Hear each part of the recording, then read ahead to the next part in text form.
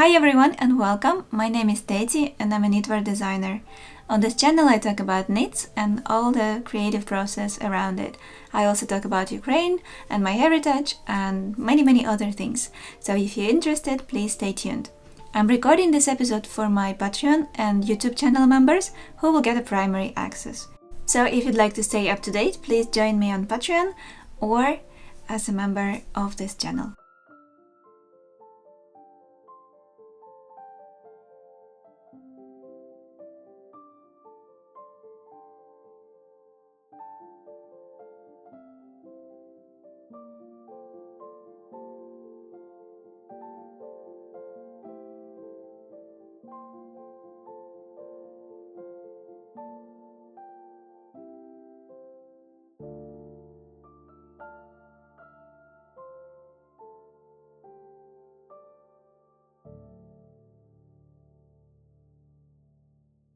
Hi everyone, it's been a while.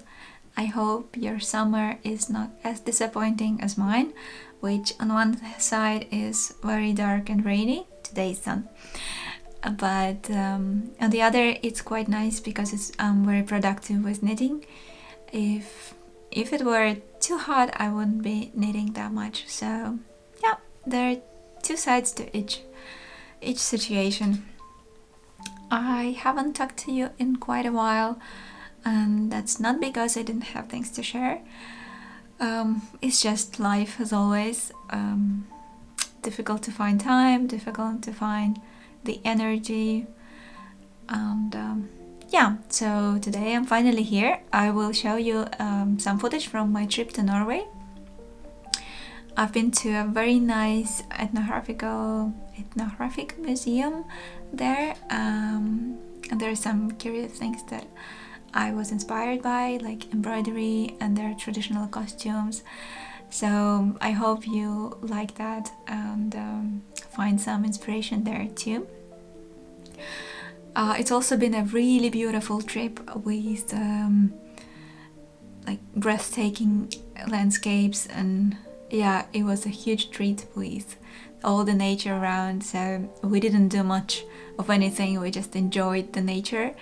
So yeah, Norway is a beautiful country, and it's been my first time, and I feel like I need to go back. So now you will see the footage, and then I'll be back with a bit more knitting related content.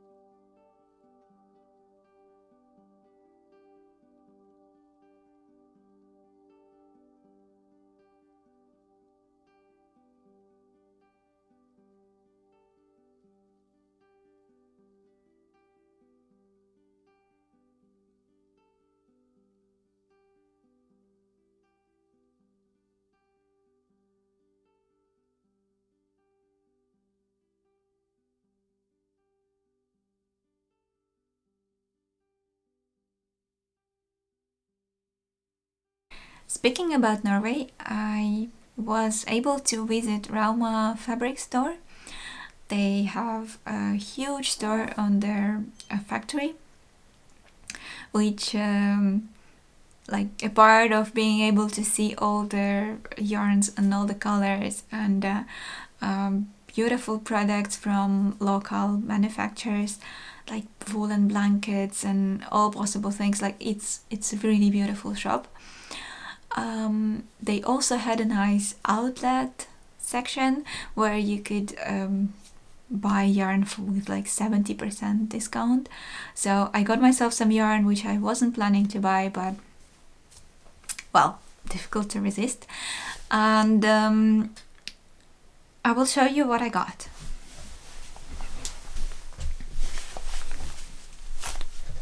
So I will start with something that I haven't knitted yet with, and this is alpaca silk. It is what it is. It is baby alpaca silk and extra fine merino. It's lace weight yarn that I'm thinking to add to one of the Nutiden colors that I still have. I have this, let me show you. I have this Nutiden. I'm really bad with names and they usually pick really difficult names, so I don't know which colorway this is, but I used it for my Roots and Shoots sweater as a main color, and I still have 2 plates left, and I'm thinking of mixing these two together. It will add a bit of warmth, this yellowish shade, and if I put them together, I'm imagining a beautiful shawl with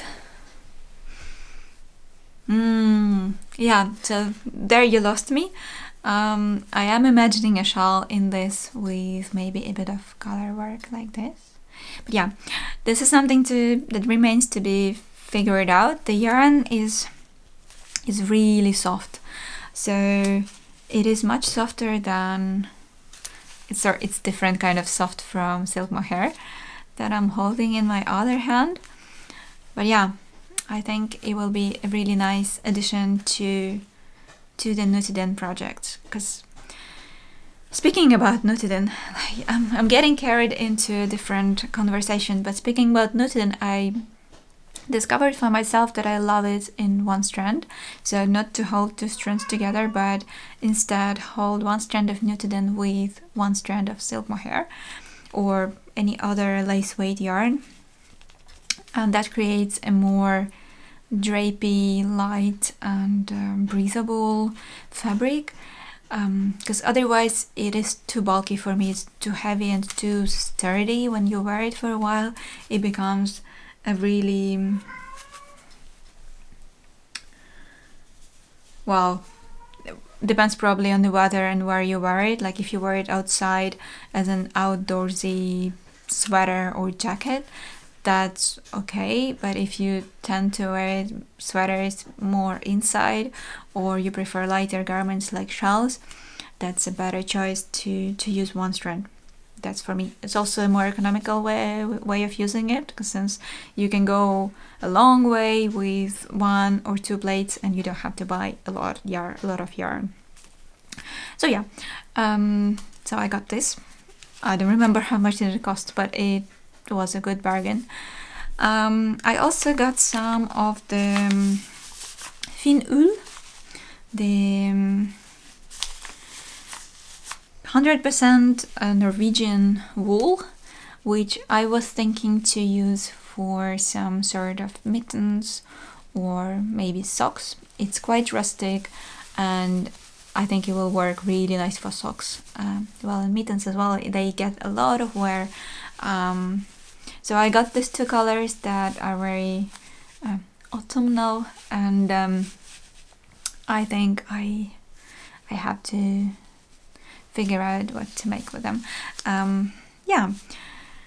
And then the last what I got was a really good bargain. This was like 70% off. That's why I got it, because I wasn't planning on buying anything like this. This is, correct me if I'm wrong, tuk mohair. Took me forever to remember it to tag on Instagram. But yeah, so this is mohair with wool and 5% polyamide is the strand that holds the fluffy things together. So yeah, this is actually something that I got thinking about my Floral Kokon blouse, which I initially designed with Kokon yarns, and it was the chunky mohair base that was something like this in its texture and its look. And when did I do it? I did it like 2019 or 2020, and I wore that sweater a lot. It actually had to be decommissioned to a charity shop because it didn't look nice anymore. So I felt like, yeah, if I could get this yarn to work for that pattern and it actually matches perfectly, I would make myself a new one. So as soon as I was back with these yarns, I'm not telling you the colors because they are with numbers and it's impossible. So if you want to, you can look up in my Ravelry project. I have the sweater noted there with the colors. But I'm sure it's very easy to find out when you open the tube mohair thing on the internet. So yeah, I went on and I made myself a new Floral Kokon blouse. It's a round yoke. It is a chunky yarn, so it's knitted on, 6mm needles, so 10 US, or is it 11? Something like that. It has this slightly poofy sleeves that are gathered with stockinette cuff here. Because the yarn is like this, it doesn't roll or do anything, so it's just very easy to bind off and keep it simple. I did a contrasting color rolled, well, it's not rolled, it's like tucked neck here edging, and the same on the hemmed, actually that's the name, edging on the hem. And it has this running how it's called, shamrock or leaves. I don't know what talks to you. For me, it's more like a shamrock pattern on the yoke that goes here to the sleeves and then just continues here to the underarm and the body. So yeah, very simple, very quick. I made mine in 2 days or 3 days, something like that. It grows really fast. Yeah, this is how it looks. I will also show you the original sample pictures since I don't have the pattern, the sample anymore. But yeah, this is how this one looks.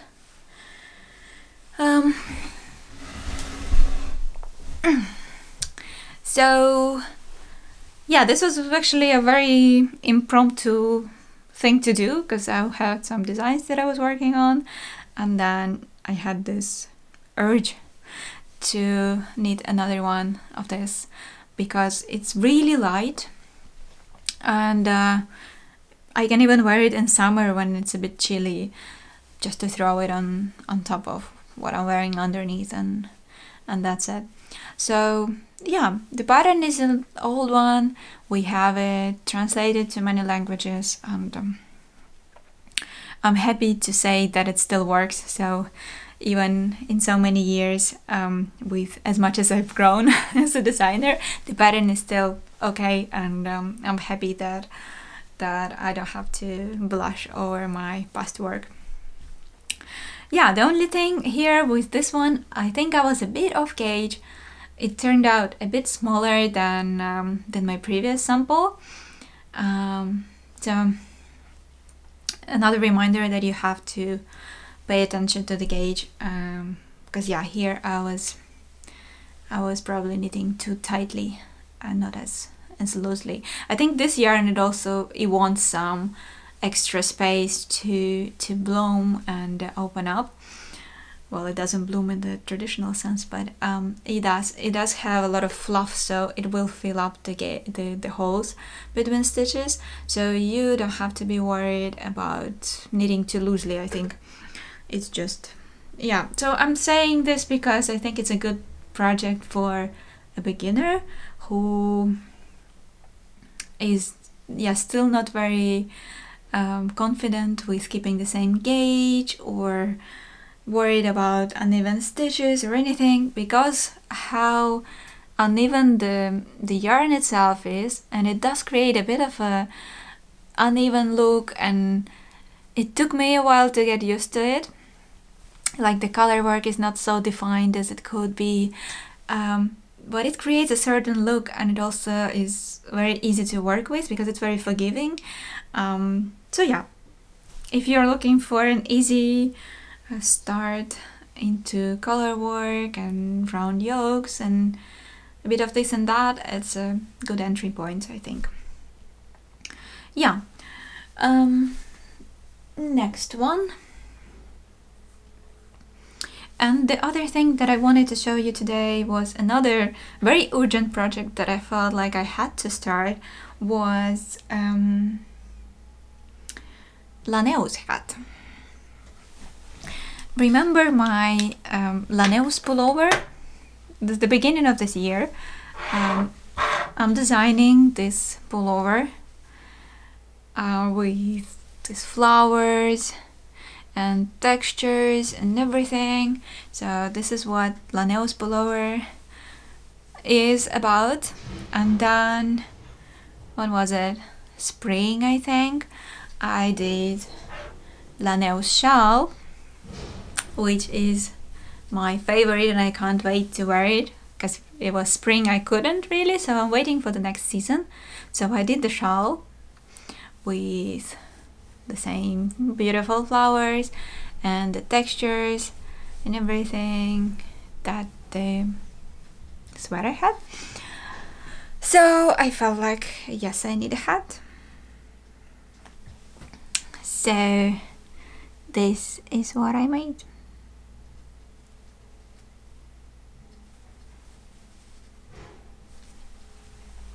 It is a beanie with a folded hem, so you can also do a shorter ribbing and wear it as sorry, what I'm doing, and wear it as like this without any folded edges, but I prefer like this.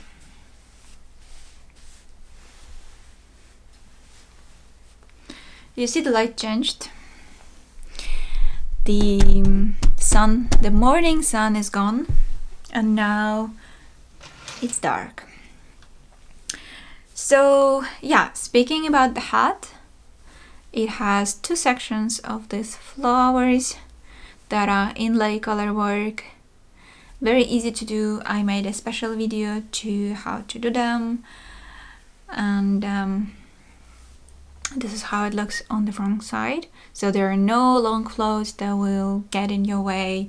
It's just like that. And then we have a nice crown, which is made with this sort of textured pattern.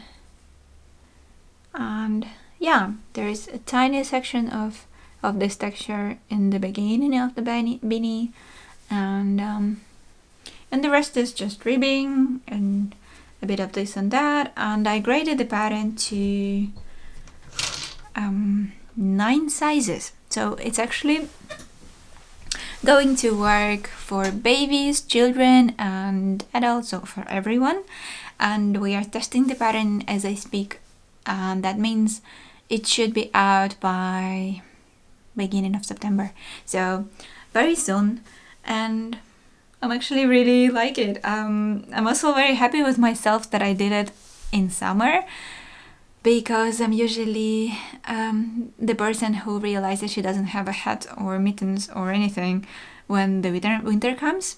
And yeah, now I have a hat. I have a new hat that I can wear with my shawl. It's it's actually very fitted. Like, I wear my hats like this because Netherlands, wind, rain, everything, you need good protection. So I know that some people wear hats like this. That doesn't work. So yeah, I wear my hats like this. There is no extra room anywhere. And then I will be able to wear it with all my Laneus things, and you see how beautiful I'm gonna look. So yeah, it was a bit of a whim decision to just cast on a hat, and it's done in a bit of a different shade of Nutiden than the previous designs. Maybe no, actually the pullover is done in the same shade or similar, and the shawl is a bit lighter, but I'm using the same silk mohair, which sort of combines everything together very nicely, ties things together. It's this mohair from Knitting for Olive, color Plum. I find it very versatile in terms that it goes with so many shades of Nutiden, ones that I have. For the flowers, I used 2 different shades of Nutiden. I got one that I'm always using and I have very little left of is this dark burgundy one that is Oxalis. It's the only one I remember. And the other one is this one that is from one of the latest collections, and it's really beautiful color that I have purchased and I'm planning to use in my future designs. It creates these sort of flowers here, a nice contrast between the two and the main. I feel like this is very much my color, like with this blouse and everything, so I think I found my heaven here. Yeah. So as you can see, I've been super busy. I have other things that I need to show you, but that will be part of another episode. I thank you all very much for watching. I hope you found it interesting and inspiring. So if you like it here, please subscribe, and I will see you in the next episode. Bye!